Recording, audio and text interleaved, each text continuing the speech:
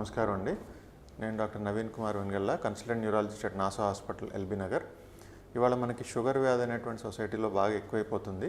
So almost 20-30% of పాపులేషన్లో sugar అనేటువంటిది effect అవుతుంది. సో ఒకసారి షుగర్ వచ్చిన తర్వాత 5 నుంచి 10 సంవత్సరాల కాలంలో నరాలు కూడా దెబ్బతింటడం స్టార్ట్ అవుతుంది. సో ఈ నరాలు దీన్నే మనం డయాబెటిక్ న్యూరోపతి అంటాం. సో స్పర్శ నరాలన్నీ ఇనీషియల్గా వీక్ అవుతూ ఉంటాయి, డ్యామేజ్ అవుతూ ఉంటాయి. తర్వాత కండరాలు వర్క్ చేయడానికి అవసరమైన మోటార్ నర్వ్స్ అనేటువంటి డ్యామేజ్ అవుతూ ఉంటాయి. సో దీన్నే డయాబెటిక్ న్యూరోపతి అంటాం అనమాట.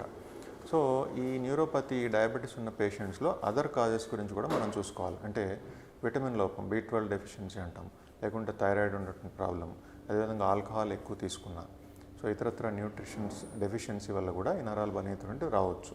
సో షుగర్ ఎక్కువ అవుతుంది కాబట్టి షుగర్ వ్యాధిగ్రస్తులందరూ కూడా రెగ్యులర్గా ఈ నరాలకు సంబంధించి కూడా పరీక్ష చేసుకోవడం, ఏమైనా డ్యామేజ్ అవుతున్నాయని ఎర్లీగా గుర్తించుకున్నట్టయితే సో ఫర్దర్ డ్యామేజ్ కాకుండా పాదరక్షలు ధరించడం కానీ, సో ఎండలోకి వెళ్లకుండా ప్రొటెక్షన్ తీసుకోవడం కానీ, ఇటువంటి చిన్న చిన్న పనుల ద్వారానే మనం కాళ్ళు పుండ్లు పడకుండా, డ్యామేజ్ కాకుండా చూసుకోవచ్చు.